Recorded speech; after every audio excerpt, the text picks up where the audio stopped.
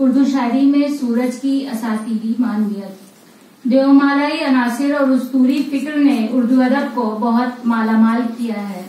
دیومالا اساطیر یا میت قدیم افسانوں، قصوں اور دیوی دیوتاؤں سے متعلق داستانوں کو کہا جاتا ہے۔ اساطیر کی تعریف ماہرین نے مختلف انداز میں کی ہے۔ ہورن بھی ایسی کہانیوں کو اساطیر کہتا ہے جو قدیم زمانے سے سینہ بسینہ چلی آ رہی ہیں، جن میں نسلی عقائد قدیمہ سموئے ہوئے ہیں۔ کارل یونگ تو اساطیر کو ایسی آرکی ٹائپس قرار دیتا ہے جو افراد کے اجتماعی لاشعور میں زمانے سے محفوظ چلے آتے ہیں۔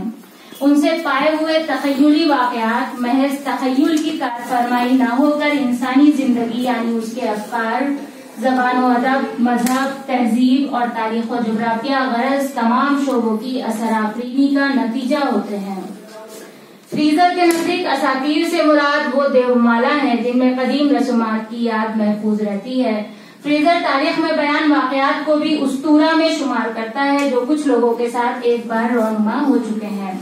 اسطوری فکر و فلسفے نے اردو ادب کو بے شمار تلمیحات و استعارات، علامات و تمثیلات اور ان گنت موضوعات فراہم کیے ہیں۔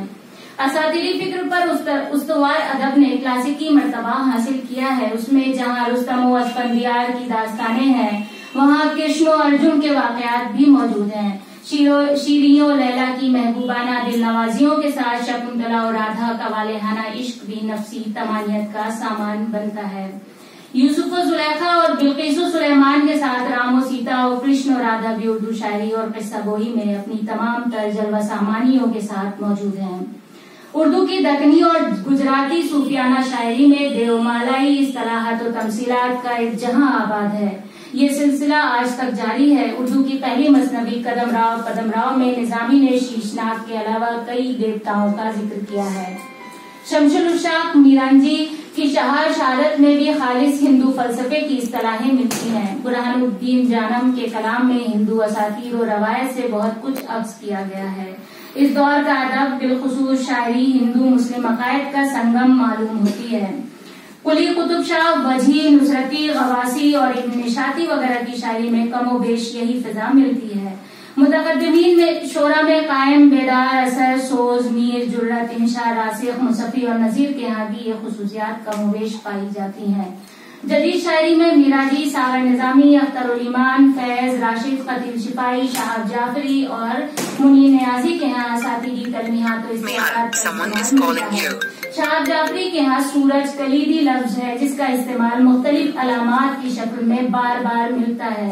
مثلاً سورج کا شہر، ذرے کی موت، گنہگار فرشتے، پس پردہ، آخری نسل، خونی صدیاں، سورج کا زوال، شہر انا میں وجدان اور شام اور کھنڈر وغیرہ نظموں میں سورج کو خوشی، عیش و عشرت، ترقی، علم و آگہی، انا، خدا، طاقت، نئی نسل اور روشنی کا سرچشمہ وغیرہ کی علامات کے طور پر پیش کیا گیا ہے۔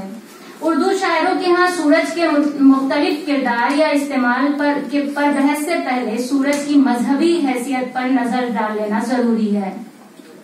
ویدک اشلوکوں میں سورج کو سوریا یا ساوتری کے نام سے مخاطب کیا جاتا ہے۔ کبھی کبھی ان دونوں ناموں کو ساتھ لیا جاتا ہے، کبھی ایک دوسرے کے بدل کے طور پر یہ بھی خیال کیا جاتا ہے کہ صبح اور شام میں جو سورج نظر آتا ہے اسے سوریہ یا کہا جاتا ہے اور جب سورج غروب ہو جاتا ہے تو اسے ساوتری کہتے ہیں۔ کہا جاتا ہے کہ ساوتری کی سنہری آنکھیں، سنہرے ہاتھ، سنہری زبان ہوتی ہے۔ یہ بگھی کی سواری کرتا ہے جسے سفید پاؤں والے چمکیلے گھوڑے کھینچتے ہیں۔ رگ وید میں سورج کو تمام دیوتاؤں کی آنکھ کہا گیا ہے۔ سورج کو بارش کرنے والا دیوتا بھی سمجھا جاتا ہے۔ گایتری آج بھی رگ وید کا سب سے مقدس منتر مانا جاتا ہے۔ اس منتر کا نام ساوتری بھی ہے۔ یہ اس لیے کہ منتر میں سورج دیوتا کو ساوتری کی حیثیت سے مخاطب کیا گیا ہے۔ یہ رگ وید کی سب سے مقبول اور کثرت سے استعمال ہونے والی لہر میں تخلیق کیا گیا ہے۔ رگ وید کے جس بند میں 3 مصرے ہوں اور ان تمام مصروں کے 8 رکن ہوں، اس بند کی بحر کو گایتری کہتے ہیں۔ اس لیے یہ منتر ساوتری سے زیادہ گایتری کے نام سے مشہور ہے۔ ہندو کا عقیدہ ہے کہ دیوتا اس منتر کے پڑھنے والے کے سارے گناہ دھو ڈالتے ہیں۔ ابتدا میں یہ بالکل سادہ دعائیہ منتر تھا جس میں سورج سورج سے یہ دعا مانگی گئی تھی کہ وہ اپنے پجاریوں اور ان کی عبادت گاہوں اور اس سے متعلق رسوم پر شفقتیں نازل کرے اور ان کے کاموں میں برکت دے۔ بعد کے زمانوں کے شارحین نے اس منتر کے مختلف توضیحات اور تشریحات کی اور مفہوم و معنی میں اضافے کیے۔ یورپ کے متعدد علماء نے گایتری کا ترجمہ کیا، جس میں Ralph Griffith, Wilson, Colebrooke, Macdonald اور سر ڈبلیو جونز وغیرہ ہیں۔ اردو میں اقبال نے آفتاب کے عنوان سے گایتری کا ترجمہ کیا، جو بانگ درا میں شامل ہے۔ اقبال کا یہ ترجمہ ہندوؤں کی اضافہ شدہ توضیحی تراجم پر مبنی ہے۔ اے آفتاب روح روانے جہاں ہے تو، شیراز بندے دفترے کونو مکاں ہے تو، باعث ہے تو وجود عدم کی نمود کا، ہے سب تیرے دم سے چمن ہست و بود کا، قائم یہ عنصروں کا تماشا تجھی سے ہے، ہر شے میں زندگی کا تقاضا تجھی سے ہے، ہر شے کو تیری جلوہ گری سے ثبات ہے، تیرا یہ سوز و ساز سراپا حیات ہے، وہ آفتاب جس سے زمانے میں نور ہے، دل ہے خرد ہے روح رواں ہے شعور ہے، اے آفتاب ہم کو ضیائے شعور دے، چشمے خرد کو اپنی تجلی سے نور دے۔ سورج سے متعلق ہزاروں اساطیری قصے کہانیاں وابستہ ہیں جو مذہبی کتابوں کے ذریعے اور دیگر ذرائع سے ہم تک پہنچتے ہیں۔ اس لیے تخلیقات سورج کا علامتی استعمال کر کے قاری کا حافظہ بیدار کرتا ہے اور وہ ہزاروں سال پرانی دنیا میں جا پہنچتا ہے۔ ظاہر ہے کہ سورج ہماری زندگی کو کسی نہ کسی روپ میں متاثر کرتا ہے، اس لیے اس کا استعمال بھی دوسری علامتوں کے مقابلے کچھ زیادہ ملتا ہے۔ میراجی کے ہاں سورج کا استعمال بطور علامت 25 نظموں میں کیا گیا ہے۔ ان نظموں میں آمد صبح، سوریہ پوجا، اجنتا کے غار، انجام، ایک شکار، ایک شام کی کہانی اور ایک لڑکی وغیرہ ہے۔ نظم کتھک میں ڈوبتے سورج کو زوال کی علامت کے روپ میں استعمال کیا گیا ہے۔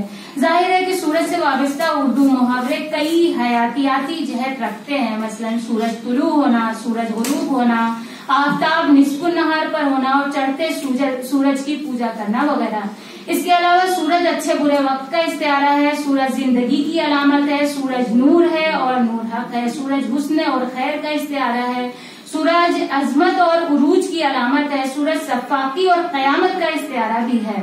مثلا نون میم راشد نے اپنی کئی نظموں میں سورج کو ظلم و ستم کی علامت کے طور پر بھی استعمال کیا ہے۔ نظم نیا آدمی میں سورج کو تباہ و برباد کرنے والے آلات کی علامت کے طور پر پیش کیا گیا ہے، جسے طاقتور ملک کی حفاظت کا ذریعہ سمجھتے ہیں اور کمزور تباہ کن ہتھیار جانتے ہیں۔ اس کے علاوہ شاعروں نے سورج کی بلندی کو دولت کی علامت کے طور پر بھی استعمال کیا ہے، گویا شہر کے اونچے مکانوں پر چمکتا سورج شان و شوکت اور دولت کی علامت ہے جو غریبوں پر ہمیشہ نیچی نظر ڈالتا ہے۔ وزیر اعلیٰ نے رگ وید کے حوالے سے سورج کو عاشق اور رات کو بیک وقت ماں اور محبوبہ قرار دیا ہے۔ اس کے علاوہ رات کے 3 روپ یعنی شام، رات اور صبح کے 3 مختلف کیفیتوں کی طرف اشارہ بھی کیا ہے۔ شہاب جعفری کی نظم پس پردہ میں بھی سورج کے غروب ہونے کے بعد رات کے آغوش میں چلے جانے سے لے کر طلوع ہونے اور پھر صبح سے شام تک کے گردش میں رہنے کے عمل کو پیش کیا گیا ہے، جس سے زندگی کے نشیب و فراز اور تجدید زندگی کو سمجھانے کی کوشش کی گئی ہے۔ جیسا کہ اس سے قبل ذکر آیا کہ شہاب جعفری کی نظم سورج کا شہر میں سورج خوشحالی کی علامت ہے۔ نظم کے چند مصرے: نہیں یہ سورج کے شہر کا آدمی نہیں ہے کہ یہ تو مرنے کے بعد فٹ پاتھ پہ پڑا ہے، یہ لاش ہم سب کی طرح سورج کے ساتھ گردش میں کیوں نہیں ہے، پڑھو تو اس ڈائری میں کیا ہے۔ اس نظم میں سورج کے شہر سے شاعر نے قاری کے ذہن میں ایک ایسی دنیا کی تصویر ابھارنے کی کوشش کی ہے جس کی مثال جنت یا اس جیسی کسی مثالی دنیا سے دی جا سکے۔ ظاہر ہے کہ وہاں کا آدمی فٹ پاتھ پر نہیں ہو سکتا، اگر یہ سورج کے شہر کا ہوتا تو اس کے ساتھ گردش میں ہوتا جو عیش و عشرت کی علامت ہے۔ ظاہر ہے کہ اس نظم کے ذریعے پھر فٹ پاتھ پر زندگی بسر کرنے والوں کے ساتھ ہمدردی کا اظہار کیا گیا ہے جو وہیں زندگی بسر کرتے ہیں اور وہیں مر جاتے ہیں۔ دوسری بات یہ ہے کہ سورج کے شہر میں طنز کا پہلو بھی پوشیدہ ہے، سماجی ناہمواریوں کا پہلو ادب میں درانا ایک فطری امر ہے۔ جہاں ادب میں طنزیہ لب و لہجے کا اضافہ ہوا، وہیں 1960 کے بعد ادب میں علامتوں کا استعمال کثرت سے ہونے لگا اور اساطیر کی واپسی خود بخود ہو گئی۔ سورج سے متعلق ہزاروں اساطیری قصے کہانیاں ادب کا حصہ بن گئے، جن میں کئی استعاراتی اور اساطیری پہلو ہمارے سامنے آئے، جس سے اندازہ ہوا کہ ہزاروں سال پرانی تہذیب اور اس سے متعلق قصے کہانیاں نہ صرف محفوظ ہیں بلکہ کس خوبی سے ان اساطیری علامتوں کا برمحل استعمال کیا جاتا رہا ہے۔ بہت شکریہ۔ شکریہ.